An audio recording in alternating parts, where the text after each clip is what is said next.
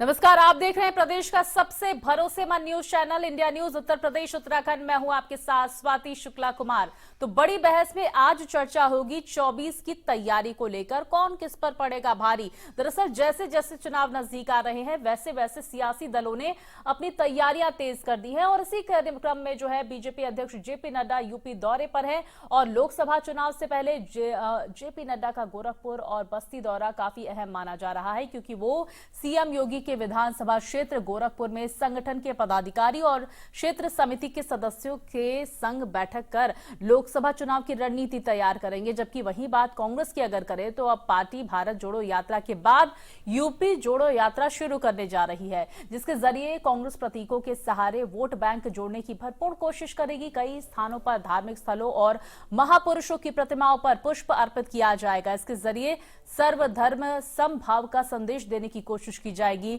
बात समाजवादी पार्टी की भी कर लेते हैं। दरअसल उनकी भी अपनी तैयारियां हैं। विपक्षी गठबंधन की बैठक में अखिलेश यादव सीट बंटवारे के मुद्दे पर ज्यादा फ्रंट पर दिखाई दे रहे हैं। तो वहीं बसपा को अगर समझे तो मायावती ने अपने भतीजे आकाश आनंद को अपना उत्तराधिकारी घोषित कर युवाओं के साथ कनेक्ट करने की कोशिश की है।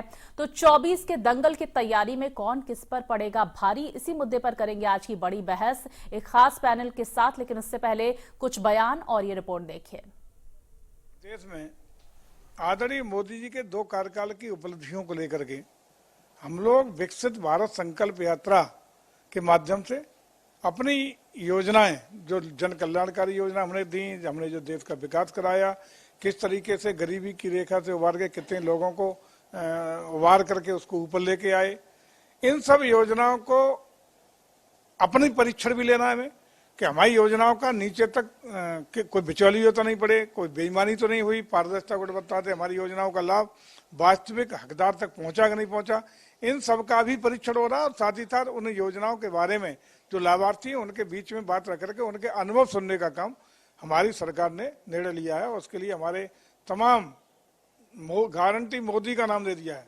शॉर्ट में जनता ने उन रथों को, जो हमारे विकसित भारत संकल्प यात्रा के गाड़ियां हैं, उनको कहा मोदी गारंटी की गाड़ी आ गई था। इसको हम लोग उसमें सरोकार कर रहे हैं, क्योंकि उन बातों से संवाद भी करना है, लाभार्थियों मिलना भी है, अनुभवों को शेयर करके उच्च स्तर पर पहुंचाना भी है। तो हमारे राष्ट्रीय स्तर से लेकर के धरातल तक के, मंडल तक के हमारे पदाधिकारी, हमारे कार्यकर्ता, हमारे सभी नेता, चाहे प्रदेश स्तर के नेता हों, प्रदेश सरकार के मंत्री, एमएलए, विधायक, सांसद हों या राष्ट्रीय स्तर के हों, इन सब लोगों को उसमें जाने का अवसर प्राप्त हो रहा है। उसी के क्रम में आज नड्डा जी हमारे पूर्वांचल के जिलों के दौरे पे हैं और उसमें हमारे माननीय मुख्यमंत्री जी भी वहाँ सहभागिता करने वाले हैं। का चुनाव जब अब सामने है, पक्ष और विपक्ष सब अपनी तरह से अपनी तरह के जो कार्यक्रम है, प्रोग्राम्स हैं, लोकतंत्र में यही होता है, लोग उसको लेके आगे बढ़ रहे हैं। लेकिन जब आदरणीय जेपी नड्डा जी जब जाएंगे पूर्वांचल में, तो माननीय अखिलेश जी 2019 से उत्तर प्रदेश में अपनी प्यारी जनता के बीच में है और वो कास्ट सेंसस को लेकर और ये जितनी भी आर्मी का प्राइवेटाइजेशन हो रहा है उसके खिलाफ, ओल्ड पेंशन स्कीम को लेकर एक बहुत बड़ा महासंग्राम उत्तर प्रदेश में बेरोजगार नौजवानों, युवतियों के साथ मिलकर हम लोग लड़ाई लड़ रहे हैं। भारतीय जनता पार्टी और आरएसएस ने जो समाज में जहर घोलने का काम किया और उसके खिलाफ श्री राहुल गांधी जी ने कांग्रेस पार्टी के नेतृत्व में कन्याकुमारी से कश्मीर तक 4000 किलोमीटर की भारत जोड़ो यात्रा निकाली और जिसमें करोड़ों करोड़ लोगों ने अपार जन समर्थन दिया। तो उसी से प्रेरित होकर हम उत्तर प्रदेश में यूपी जोड़ो यात्रा की शुरुआत कर रहे हैं। आप सभी से आग्रह है कि भाजपा की इस विभाजनकारी नीति के खिलाफ जो जनता से जुड़े मुद्दे हैं, जो कहीं भटक गए हैं, जो बांटने की राजनीति बीजेपी करके मुद्दों से ध्यान भटका रही है, उसके खिलाफ इस यूपी जोड़ो यात्रा की मुहिम का हिस्सा बनिए। 2024 की लोकसभा की तैयारियों को लेकर आज भारतीय जनता पार्टी के राष्ट्रीय अध्यक्ष जेपी नड्डा उत्तर प्रदेश में मौजूद होंगे।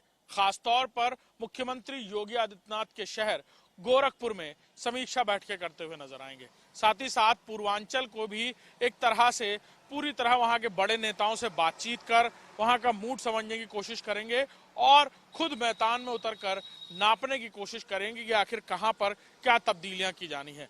वहीं दूसरी तरफ कांग्रेस आज सहारनपुर से यानी पश्चिमी उत्तर प्रदेश से उत्तर प्रदेश जोड़ो यात्रा की शुरुआत कर रही है। कहा यह भी जा रहा है कि खासतौर पर कांग्रेस महापुरुषों और मंदिरों में माथा टेकती हुई और इस यात्रा को पूरा करती हुई नजर आएगी। इस पूरी यात्रा को सॉफ्ट हिंदुत्व के मुद्दे से जोड़कर देखा जा रहा है और देखना होगा कि जहां एक तरफ भारतीय जनता पार्टी अंदरूनी मंथन में जुटी है, वहीं कांग्रेस की ये उत्तर प्रदेश जोड़ो यात्रा क्या आने वाले लोकसभा चुनाव में कारगर साबित होती है और सॉफ्ट हिंदुत्व के मुद्दे पर लौटने से क्या वाकई कांग्रेस को कोई फायदा होता है। कैमरामैन दीपक के साथ अभिषेक सिंह, इंडिया न्यूज, लखनऊ।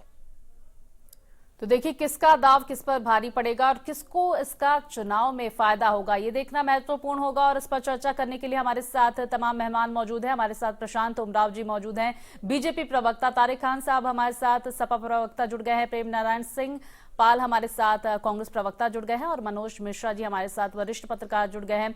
आप चारों का मैं बहुत स्वागत करूंगी इंडिया न्यूज उत्तर प्रदेश उत्तराखंड में। और सबसे पहले मैं आपका रुख करूंगी प्रेम नारायण जी, क्योंकि देखिए बीजेपी की तरफ से पूर्वांचल पर फोकस करने के लिए अब बीजेपी अध्यक्ष खुद पूर्वांचल दौरे पर है और सीधे पूर्वांचल के वोटर्स जो हमेशा से बीजेपी का वोट बैंक भी रहा है, एक बार फिर से साधने की कोशिश उनकी तरफ से की जा रही है। आपकी प्रतिक्रिया इस पर?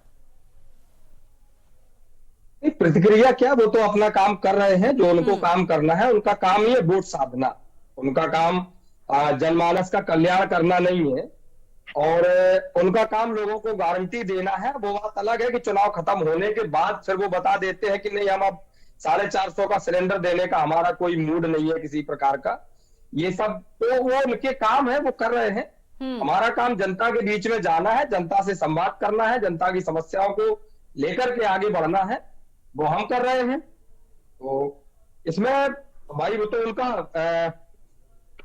जो आपने यूपी जोड़ो यात्रा को लेकर आपका क्या प्लान है? आपको लगता है भारत जोड़ो यात्रा में जो रिस्पांस मिला, लेकिन देखिए चुनाव नहीं जो जीत पाया, भारत जोड़ो यात्रा की आपने, लेकिन यूपी में क्या आपकी इसको लेकर रणनीति है यूपी जोड़ो यात्रा के तहत? 2023 में जो चुनाव हुए उनके परिणामों को आप लेकर के देखेंगे, लब्बो लुआब जी निकालेंगे कि अगर हम 2 प्रदेश हारे हैं तो 2 प्रदेश हमने जीते हैं, पहली चीज। दूसरी, आप कहें कि यात्रा का आपको फायदा नहीं मिला, तो हम एक छोटा सा मार्जिन हार जीत के बीच में रहा, लेकिन जो 40% से ऊपर अधिक जो जनता का आशीर्वाद मिला, तो ये नहीं कह सकते कि भाई हमारे साथ आशीर्वाद नहीं है। और दूसरी चीज कि हम निकले, यात्रा पे निकले और उसको राजनीतिक यात्रा तब भी नहीं थी, जनता का संवाद था। सभी के साथ समस्याओं को जानते हुए समझते हुए लोगों ने प्रारंभ में हंसे, लोगों ने मनोरंजन किया, मजाक बनाया, लेकिन हमारे नेता ने जनता के बीच में जाकर के उनकी समस्याओं को समझा, उनको गले लगाया, उनको उनका अपना बनकर के उनकी समस्याओं को जाना और उन्हीं को जानने के बाद आज पटल पर है, मैदान में है। और कमोबेश वही है कि हम उत्तर प्रदेश में भी जनसंवाद कर रहे हैं। हमारे प्रदेश अध्यक्ष माननीय अजय राय जी आज सहारनपुर से निकले हैं और जो लखनऊ तक ये यात्रा करेंगे, तो तमाम गन्ना मिलों की किसानों की समस्याएं आएंगी। वर्तमान में इस समय जो और भी समस्याएं हैं, इस समय खाद बीज की समस्याएं हैं, तो जो भी मुद्दे समस्या जो भी आती है सामने, उनको लेकर के उनको जानते हुए साथ में जाना पड़ेगा, क्योंकि सदन में भी अब तो कहानी यह है कि जो सवाल करेगा वो निष्कासित कर दिया जाएगा, निलंबित कर दिया जाएगा। तो अब सभी का लब्बो लुआब यही है कि जनता से संवाद करना है, वो हम लोग कर रहे हैं। चलिए अच्छी बात है, आप जनता से संवाद स्थापित कर रहे हैं। प्रशांत जी, मैं आपका रुख करूंगी। और देखिए जेपी नड्डा जो हैं वो इस वक्त पूर्वांचल दौरे पर और बेहद फोकस उनका पूर्वांचल है, क्योंकि देखिए पूर्वांचल वोट बैंक जो है वो हमेशा से बीजेपी का स्ट्रांग वोट बैंक रहा है। और जब 2024 की बात आती है और जीत की हैट्रिक लगाने की बात आती है, तो शुरुआत भी देखिए पूर्वांचल की जनता से होगी। और देखिए अब कांग्रेस जो है वो भारत जोड़ो यात्रा के तौर पर अब देखिए यूपी जोड़ो यात्रा जो है वो उसकी शुरुआत कर रही है। इस पर आप क्या कहना चाहेंगे? वहीं देखिए कल इंडिया गठबंधन की जो मीटिंग थी, वो उत्तर प्रदेश के अध्यक्ष जो है अजय राय, वो भी वहां पर मौजूद थे और वो लगातार तमाम जो आला कमान के नेता है उनसे ये कहते हुए नजर आए कि भाई आप उत्तर प्रदेश से चुनाव लड़िए, चाहे बात मल्लिकार्जुन खड़गे की हो, सोनिया गांधी की हो, या फिर राहुल गांधी की हो, या प्रियंका गांधी की हो। हालांकि सोनिया गांधी हर बार जो है चुनाव लड़ती हैं और जीतती भी हैं। देखिए, माननीय नड्डा जी के जहां तक प्रवास की बात है, वो राष्ट्रीय अध्यक्ष हैं और विभिन्न प्रदेशों में इस तरह सांगठनिक प्रवास करते रहते हैं, वहां के कार्यकर्ताओं से मिलते हैं, मंडल से लेकर के जिला लेवल से लेकर प्रदेश स्तर के लेवल पर। क्योंकि अभी लोकसभा चुनाव को लेकर के लगभग 3 महीना का लगभग समय बचा हुआ है, तो भारतीय जनता पार्टी पूरी तैयारी के साथ लगी हुई है अपने संगठन को मजबूत करने में। हमारे राष्ट्रीय नेताओं के प्रवास लगातार सभी प्रदेशों में हो रहे हैं, सभी जिलों में प्रदेश के नेता जा रहे हैं। तो हम लोग अपने पूरे जो है चाक चौबंद व्यवस्था करने में लगे हुए हैं, ताकि तीसरी बार नरेंद्र मोदी जी को 350 सीटों के साथ सत्ता पे पहुंचा सके। और जहां तक इंडिया अलायंस की बात है, कल बैठक में देखा कि अगर अब इस अलायंस का कोई आउटकम पूछा जाए तो कोई आउटकम नहीं बता पाएगा क्या हुआ। एक बस केवल आउटकम निकल के आया कि ममता बनर्जी जी ने और केजरीवाल जी ने खड़गे जी के नाम का प्रस्ताव किया कि प्रधानमंत्री पद के उम्मीदवार हैं। अब ये बड़ी विषम परिस्थिति हो गई है अलायंस के सामने। पहले वो कांग्रेस पार्टी तो राहुल गांधी जी को ही नेता बना रही थी, ऑब्वियसली वो कांग्रेस पार्टी के बड़े नेता हैं, पिछली बार भी प्रधानमंत्री पद के उम्मीदवार हैं। अब उनके अलायंस के लोगों ने एक दूसरा नाम प्रस्तावित कर दिया है। अब कांग्रेस के पास भी ये बड़ी समस्या हो गई कि उनको स्वीकार करें खड़गे जी के नाम को। कांग्रेस के नेता अगर स्वीकार नहीं करते हैं तो फिर या राहुल गांधी के नाम को स्वीकार करते हैं तब भी समस्या है। और नीतीश कुमार जी भी प्रधानमंत्री का पद का सपना देख रहे थे, अखिलेश जी भी के पार्टी के लोग भी कह रहे थे कि वो प्रधानमंत्री पद के उम्मीदवार होने चाहिए। तो मुझे लगता है कि बड़ी इनके अंदर आपस में ही सिर फुटबॉल की स्थिति है। और ममता बनर्जी ने और केजरीवाल जी ने एक तीर से कई निशाने साध दिए हैं, तो इनका जो आपस का जो इनका अंदर जो मन मुटाव था वो धीरे धीरे सामने आने वाला है। और अलायंस से जो है चुनाव तक चल नहीं पाएगा, अभी खाली हवा में है अलायंस। अभी चलिए प्रशांत जी, तारिक साहब से इसका जवाब भी ले लेते हैं। और देखिए, जब तारिक साहब उत्तर प्रदेश की बात आती है तो इस वक्त अखिलेश यादव जो है वो उत्तर प्रदेश में काफी स्ट्रांग स्थिति में, जिस तरह, क्योंकि क्षेत्रीय पार्टी और सबसे स्ट्रांग पार्टी भी उत्तर प्रदेश में कहा जा सकता है क्षेत्रीय पार्टियों में समाजवादी पार्टी को। ऐसे में कयास ये भी लगाए जा रहे हैं कि देखिए जिस तरह से साधने की बीजेपी कोशिश कर रही है, जीत की हैट्रिक लगाने की कोशिश लोकसभा में कर रही है, और इसको लेकर जमीनी स्तर पर काम हो रहा है और बदलाव भी कहीं ना कहीं हमें देखने को मिल रहे हैं। समझने की ये भी कोशिश करेंगे, एक तरफ बीजेपी जो है पूरी तरह से एक्टिव नजर आ रही है, दूसरी तरफ कांग्रेस जो है वो यूपी जोड़ो यात्रा कर रही है। अब आपको क्या लगता है, पीडीए फॉर्मूला जो है अब आपका चल पाएगा? किस तरह की रणनीति अब समाजवादी पार्टी अपनाती हुई नजर आएगी? देखिए, हम लोगों को ये बताने की कोशिश कर रहे हैं और लगातार बता भी रहे हैं कि भारतीय जनता पार्टी जो गरीब किसान उन तक जो बेनिफिट असल में पहुंचना चाहिए वो पहुंचाने में नाकामयाब है। पीडीए जो है, जिसमें पिछड़ा, दलित, अल्पसंख्यक है, उनकी हकमारी की गई है।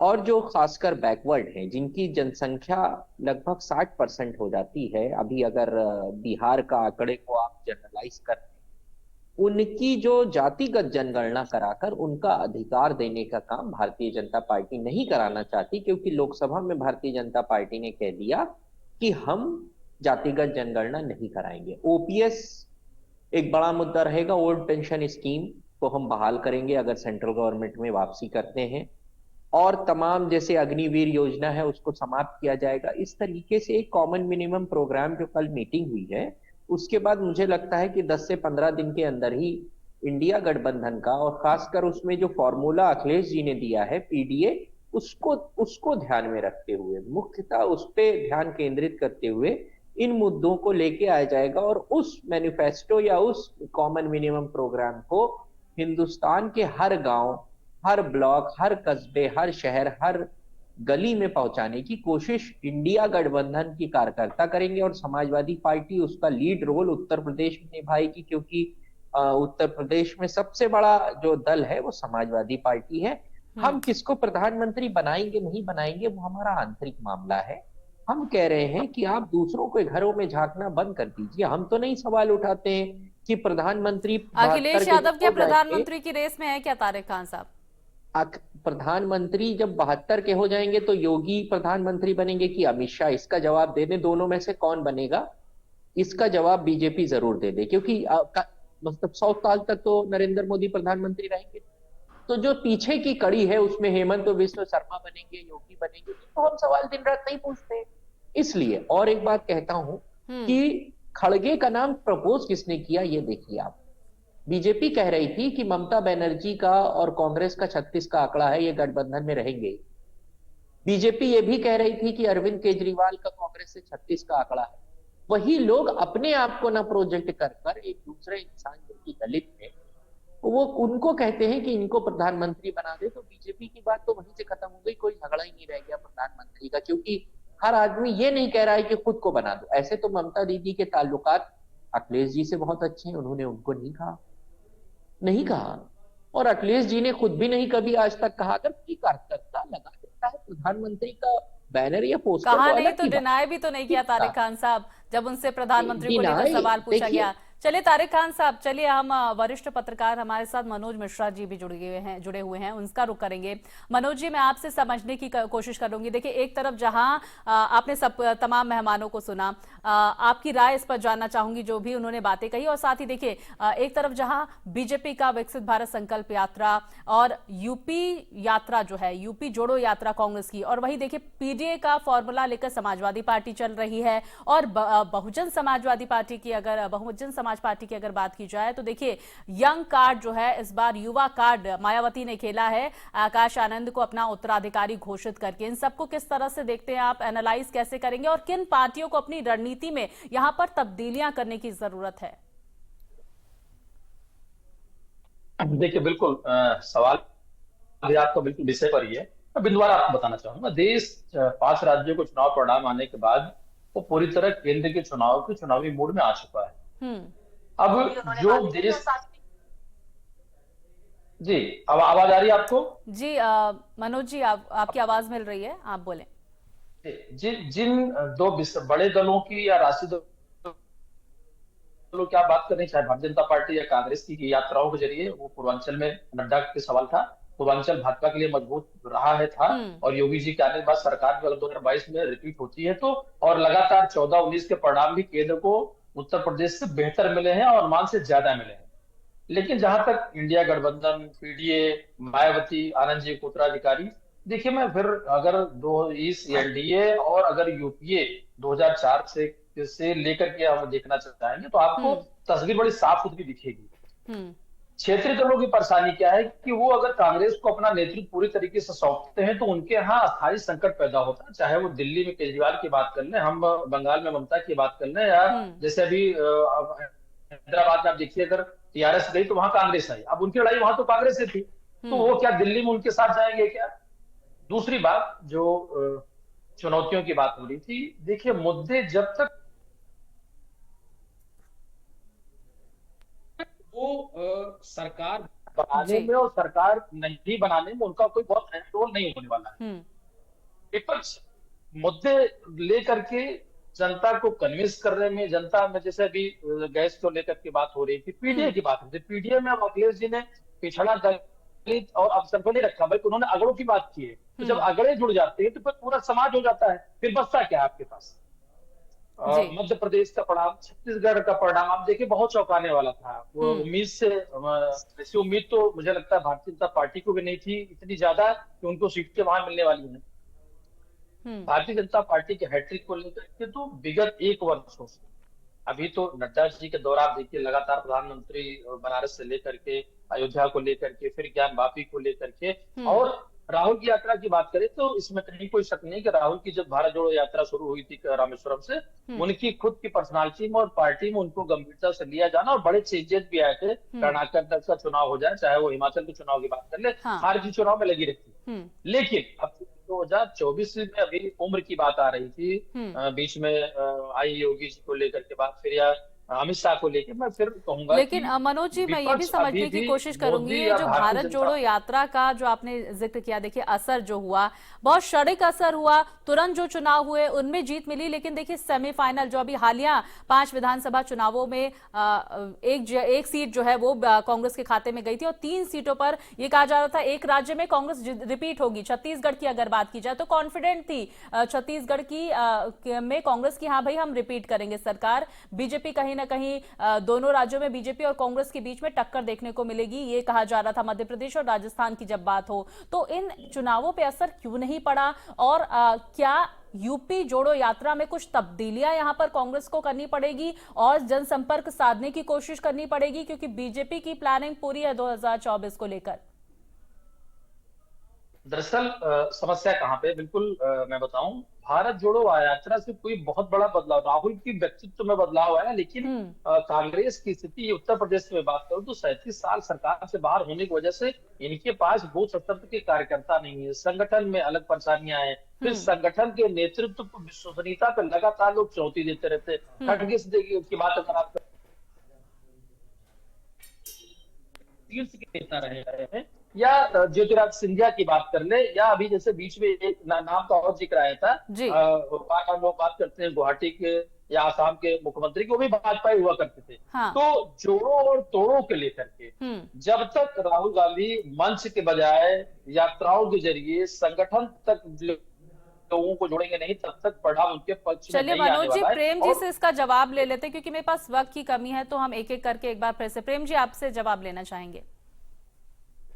संगठन में मजबूती लाने की जरूरत है आपकी पार्टी को, इस पर क्या कहेंगे आप? नहीं, जो मिश्रा जी ने कहा है ये उनका जो सुझाव है हमारे लिए स्वागत योग्य है। और जहां व्यक्ति असफल होता है उसमें ये स्वाभाविक सी बात है कि असफल होने में कुछ कमियां रही होती हैं। और संगठन की बात मिश्रा जी ने कही है, संगठन पर हम लगातार काम कर रहे हैं और चूंकि विश्लेषक है, चिंतक है, तो उन्होंने जो बताया है उनका जो चिंतन है वो अनुचित नहीं है और हम लोग लगातार संगठन पे कार्य कर भी रहे हैं। संगठन पे काम करने के साथ साथ पार्टी में जो जन आंदोलन है और जनता के जो संवाद के कार्यक्रम है वो भी चल रहे हैं। चलिए प्रेम जी, प्रशांत जी का भी इस पर प्रतिक्रिया प्रशांत जी की सामने आ रही है, प्रतिक्रिया दें प्रशांत जी। मेरे पास वक्त की कमी है, मैं तारिक खान साहब का रुख करूंगी। देखिए, इसमें लोकसभा चुनाव में भारतीय जनता पार्टी का मुकाबला अगर कोई पार्टी है सामने तो केवल कांग्रेस कर रही, बाकी सब क्षेत्रीय दल हैं, बाकी का कोई बहुत आधार नहीं है। अब पिछले विधानसभा चुनाव में 3 चुनाव में हमने देख लिया है, समाजवादी पार्टी भी नोटा से छोटी पार्टी बनकर के उभरी है। नोटा को 0.98% मिले, समाजवादी पार्टी को 0.46% मिले। तो जो बड़े बड़े बातें मुद्दे लेकर के जाते जनता ने इनको नकार दिया, कांग्रेस को भी नकार दिया है। तो अब कहीं कोई चुनौती वाली स्थिति नहीं है। हम लोग 350 सीटों के साथ लगातार तीसरी बार मोदी जी प्रधानमंत्री बनाने का काम करेंगे। कहीं कोई दुविधा संशय वाली स्थिति नहीं है। जी प्रशांत जी। तारिक खान साहब, कोई बड़ी पार्टी नहीं है, हम अपने आप को छोटी ही पार्टी कहते हैं। आज वो अपने आप को बड़ी पार्टी कह रहे हैं, जो कभी 1 सीट 2 सीट 4 आना सीट 58 सीट 54 सीट के लिए मरते थे। खैर, अब परिस्थितियां बदल जाती हैं, जनता मालिक है, जज है।